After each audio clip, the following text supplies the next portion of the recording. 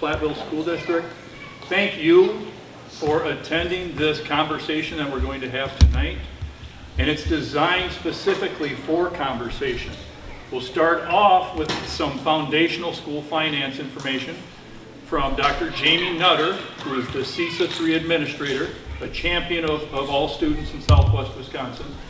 He plans to speak for maybe 10 to 12, maybe 15 minutes. If there's a direct question for Dr. Nutter, we can do that. And then after that, it's sitting at a table and finding we have members of the Platteville School Board present. We have members of the administrative team here as well. Our hope is that when you leave, there's a conversation that was had and you have a better understanding of what the operating referendum is. So without further ado, Dr. Nutter, thank you. I see some people who know me laugh when he said 10 to 12 minutes, but when I have an outline, I'm usually pretty much right on the line. So I have been talking to different school districts across Southwest Wisconsin in the last 5 years, and coming up this November and into April, 29 of our 31 school districts are having to go to an operational referendum. The two that haven't passed a recurring referendum in the last 10 years, and they were able to build their base up, so they've been able to ride that out. So I'm here to provide information about the math problem that has gotten us not only in Southwest Wisconsin, but across the state, and why we're here, to help you understand that it's not just Platteville, it's across the region, and to help you understand why. So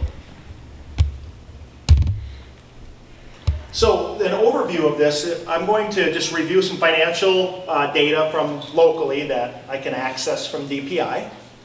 And then I'm going to paint a picture for you across the state of why 29 of 31 are going to referendum in Southwest Wisconsin. So this is something that all school board members, all people should know about your community. Basic information that you should just readily be able to rattle off when you see it. So Platteville has an equalized value, not counting your TIF districts, not counting your university, but outside of all of that, of close to 1.4 billion with a B, billion with a B. That's about a 7.6% increase over last year. The membership, 3-year average, is 1,570. Now, to understand membership, that's not the number of students and seats, that's the FTEs. That's all the resident students who attend a public school either in Platteville or elsewhere. Keep in mind that 4K students are counted at 0.6, so it's an FTE. Early childhood students are counted at 0.5. So for 4K, it takes, for every 10 students, you get to count 6, and then you divide that by 3. Also includes some summer school statistics in there. So when you look at all of that, that's a number that you should know. Why should you know that? Because if you take 1.4 billion divided by 1,570, that's your value per student. That's how you determine how rich you are in the formula. When you compare land value versus membership, that's how you determine it. And then in Platteville, you have a revenue limit of 18.3 million. Of that 18.3 million, 12.6 is covered from the state. It's not in addition to, and that's one of the misconceptions that people have that I really try to illustrate that to help when people say, well, we have record investments of school funding. It doesn't mean that schools are getting money necessarily to spend. It's that depending where you fall in the formula, the state is going to cover a portion of your levy because of your ability to pay in the formula.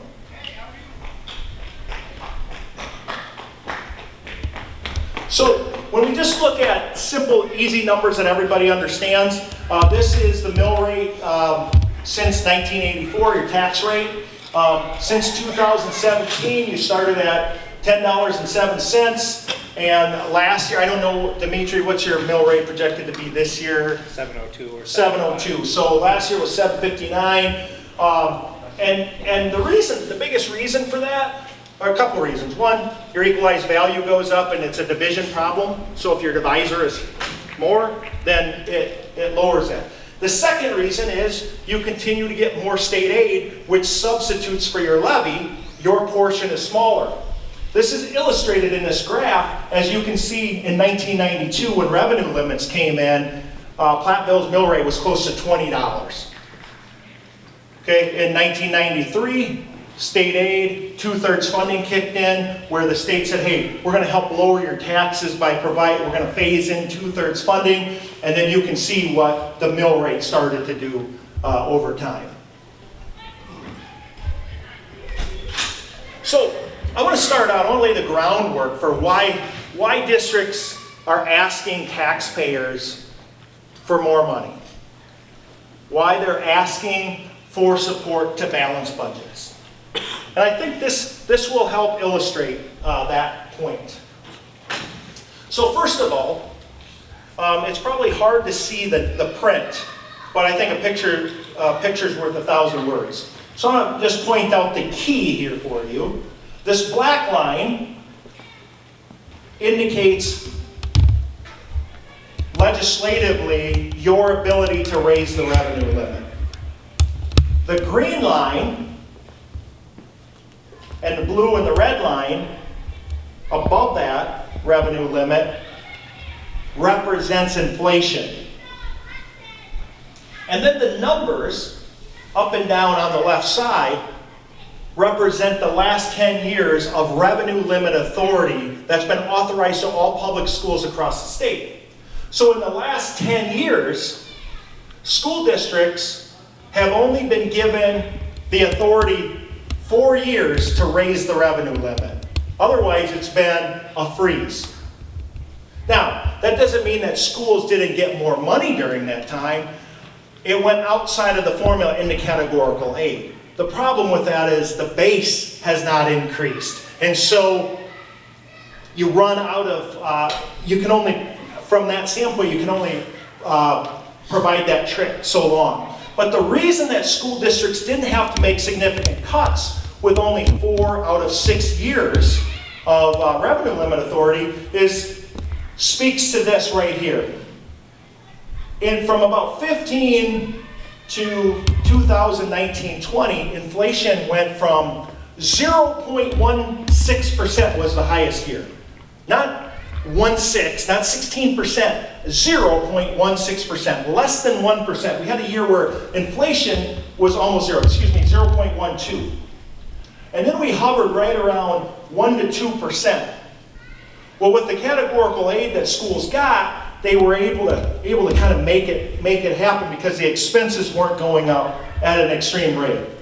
Then you can see in the biennium 19 through 21, the economy started getting a little bit better right before the pandemic, and inflation went up, and then there was an increase of $175 and $179 respectively to help districts offset the cost of that.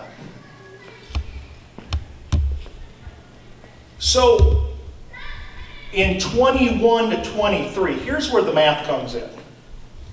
In the biennium for 21-23, school districts got no revenue limit authority increase. The logic behind that was there was all kinds of federal dollars coming in. ESSER funds, GEAR funds were coming in.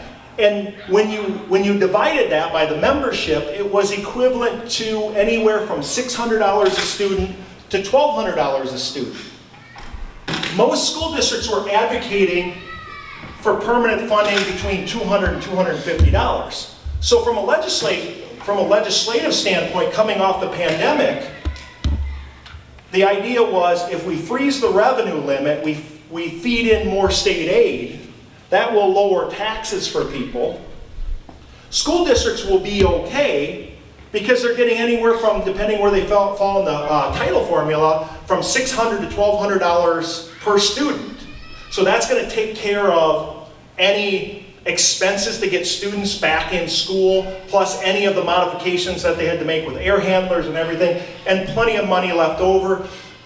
The state could hold back money for reserves, for the rainy day fund, however you want to refer to it. So then they could make the districts whole again, plus the new amounts that they needed. And that logic, I don't think it was bad logic. And you didn't hear the sky falling from the schools because they had adequate funding from the federal government.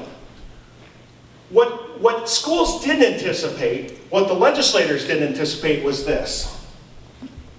Historic inflation 3 years in a row. After cruising along at 0 to 2%, we hit 4.7, 8%, followed by 4.3, 7%. And then we had to fill the fiscal cliff because that was one-time money and we have ongoing expenses. So when you're funding and you pull the rug from one set of funding, you have to make up for that. Well, the revenue limit authority in the 23-25 biennium was $325 per student. Now that would have covered the inflation, or it would have covered it would have covered the new costs that they needed. It would have covered the inflation or the fiscal cliff. It wouldn't cover both. We needed $654 per student to make up for the money that we lost from the federal government that got pulled out and the inflation. If we wouldn't have had the inflation, we probably would have been okay. All of a sudden, school districts are scrambling. Money from fund balance is getting spent because nobody anticipated that all of this was going to happen. Obviously, the legislators didn't either. Because I don't think the legislators want half of their schools in the state, or whatever the number is, going to referendum. But what they did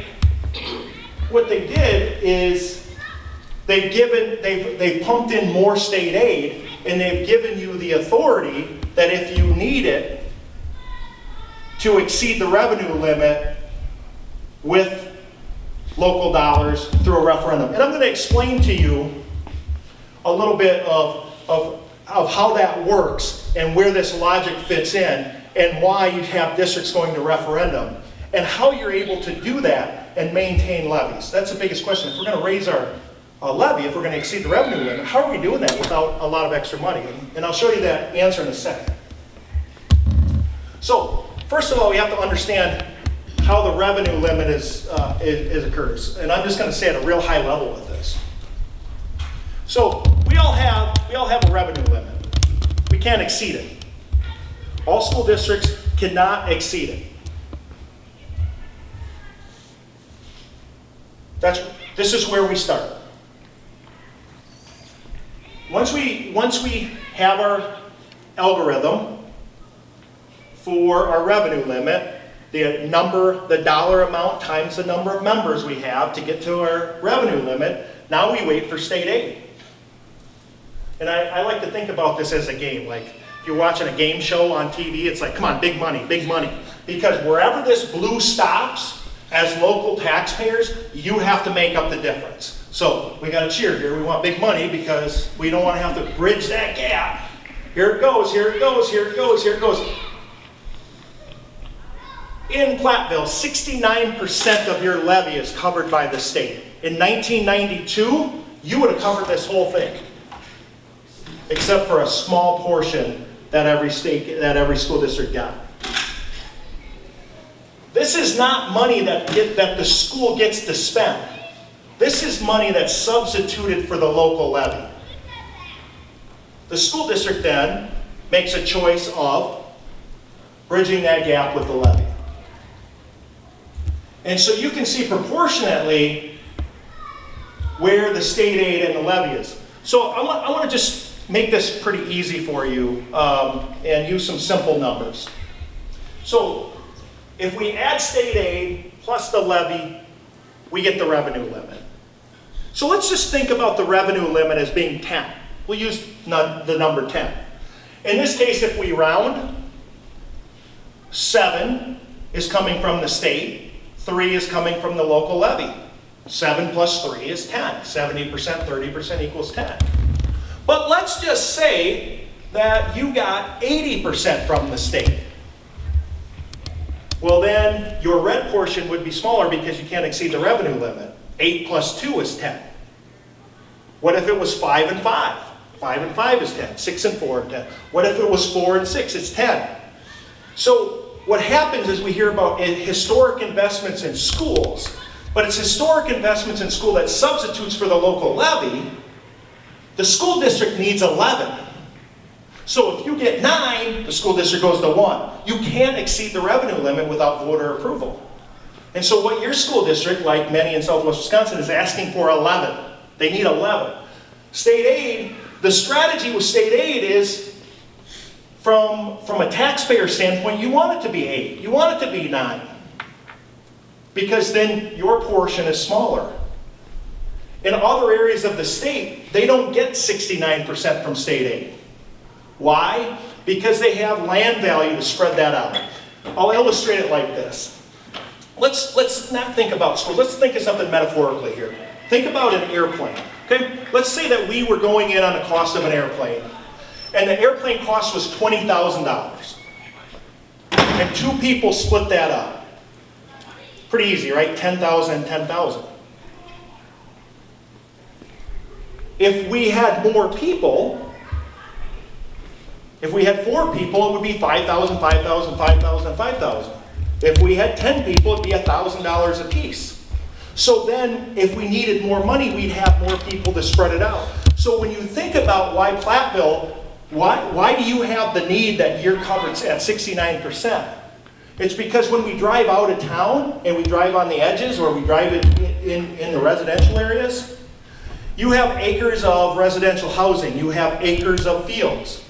On southeast side of the state, they have acres of $5 million buildings, businesses, 4-story buildings that are worth millions. You go up north, and they have billions of dollars in lake property. How does it work with the formula? If you took a $200,000 home in Platteville, in this scenario, it would have the same school portion of the taxes as an $800,000 home in Minocqua because of all the land value. Think about that. An $800,000 lake home pays the same amount of taxes as a $200,000 home in Platteville. How can that happen? They have all the land to spread it out. You have state aid so that when you have to go to the taxpayers, it's a bigger chunk because you're used to paying 30%. So when I ask local taxpayers, when I go from Southwest Wisconsin school district to school district, and I hear that the formula is broken or we need more money, can the state help us? Do we want that? So do we think that we're already getting 70% from the state? Does the state have to give us 72%? Is all of this that's happening with the expenses our state's fault? Or do we not look at pointing fingers and say, hey, we've got to solve the problem, and say, the state's already providing 70%. Maybe we got to cover the extra 2%. Maybe that little red line at the top is still a pretty good deal. And then, as taxpayers, after you raise the money and spend it on the services for your students, the state will come back and give you 70% of that back, at least in Platteville, in terms of state aid, because we're always a year behind on state aid. So let's do some Platteville numbers here with this same model. I think we've covered that. Okay, so your revenue limit is 18.3 million. And all right, we want big money here, right? We want this to, we don't want to have to pay that big portion in red. So 12.6 million of that 18.3 is covered by state aid. Otherwise, you would have to come up with that 12.6, and then we'd be looking at, like in 1992, at $18 mill rates. So on your $200,000 house, instead of spending $1,400 for your taxes, for your school portion of your taxes, without that state aid, you would be looking at, on a $200,000 house, probably $4,000 versus the $1,400 that you're paying now. Now, to illustrate the point about historic investments in Wisconsin, in our schools. Again, state aid is considered an investment in Wisconsin schools. That's not money that goes to the schools, gives the schools more money to spend. It's more money that's substituted for the levy so that it balances out taxes, so that it gives taxpayer relief. Interesting enough, when I talked about Minocqua, or I talk about Southeast Side that doesn't get a lot of state aid, they still get tax relief, and it's in terms of the school levy credit, which is on your tax bill. That's considered school aids. Even though the school doesn't get that money, it lowers the local levy property taxpayers so that you're not paying a big chunk. When we're highly aided in Wisconsin and Southwest Wisconsin, we get both what I refer to the state aid on the front side, and we get it on the school levy credit. I'm going to show you where that's at. So when you get your tax bill in about a month, you'll know where it's at. So that misconception is that whatever you pass with mill rate, Dimitri, what did you say, 703? 702 or 705. 702 or 705, depending on how it all comes out. 702, people think, okay, well, we passed that at the annual meeting, we certified the levy, and it's going to be 702 or 705. It's not, because depending on your property value, the higher your property value, the bigger the tax credit you get. When you look at your tax bill, I've got all the descriptions on here that I didn't make this up, I got it on the internet, right? So it's got to be true. But school taxes also are counted here on this particular instance. If you can read that number, it's $2 or $255.91. In that quarter, you're going to see school levy credit. That's going to subtract the amount of money that you pay on your taxes for the school portion. Again, that's counted. When you hear about it from the state budget, you will hear that it's part of the school investment. But again, it is an investment to the schools, but it's meant to provide tax relief. They're paying part of the school bill on your behalf. If they didn't do that, with the revenue limit authority, you would have to pay all of that. Instead, you're getting state aid on the front side, and you're getting school levy credit on the back side. So, how this all works, and Platteville is no different than a lot of school districts across the state with the strategy that's being used. You exceed the revenue limit, right? We talked about 7 plus 3, 8 plus 2 is 10. You need 11. So let's use that number 11. When you spend that extra dollar or that extra amount, the taxpayers allow you to do it on the first year to exceed it, and then once that money is spent, state aid is a year behind, and then the general aid goes up. So in this strategy, what Platteville, like many other districts, is instead of just saying, all right, we need, what's the total going to be? What are you guys doing? 2.4. 2.4. Instead of doing 2.4 million and asking the taxpayers to go from 5, 6 to 8 in 1 year, they're phasing it in. 800, 900? 800,000. Spend 800,000. 70% of that's 560,000 additional state aid that will substitute. So we will go from 10 to 11, right? But then more blue will come in to bridge that gap. You get the state aid on that, phase in another 800,000.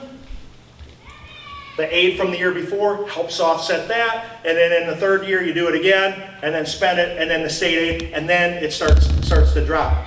When people talk about recurring, a lot of people get nervous about that. They don't understand recurring versus non-recurring. Recurring is meant for recurring expenses.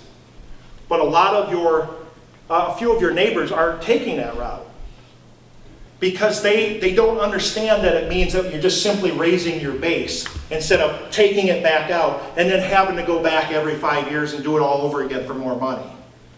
You're trying to nip the problem right away.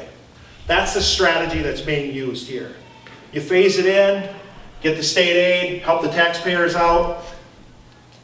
Taxpayers exceed the revenue limit, balance the budget, spend the money on what they told you they're spending on, state aid comes back in, helps offset that, and then that happens again.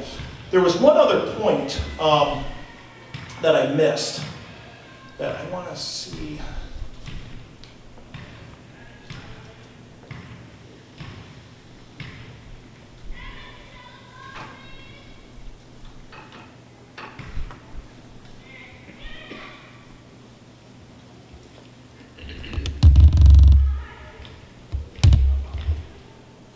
I did mention that 17%, there was a 17% increase in the school levy credit and a 10% increase in aid. And the 900,000 of additional aid is in line with that 10%. I don't think I mentioned that point. So 900,000, you don't get 900 more thousand to spend. The revenue limit stays where it is. We bridge that gap with $900,000 more. That substitutes money for the levy. If you don't remember anything else from what I said, I want you to understand that without the state, without state aid, your tax levy would be significantly higher. The state is picking up 69% of the freight for you to operate the school, which means all the taxes that come in from around the state, the places that aren't getting it, gets distributed over here. But again, it's an equalized formula. It's the same reason that in Minocqua, an $800,000 home can pay the same taxes as $200,000 home, not $200,000. If you have the ability to own an $800,000 home, is that different than the ability to pay for somebody in Platteville owning a $200,000 home? I think there's a wealth difference there, but because of the way the formula works, it equalizes it out. That's why it's called equalized. So I'm going to stop there. That was a lot of information in a short amount of time, and I think I went over my 15 minutes. But I want to know if there are any questions or any slides that you want some clarification about. My goal is to make this understandable, not to stand up here and try to think that I know everything and the people that I'm talking to. It does no good if I've left you with questions and I don't answer them. Questions?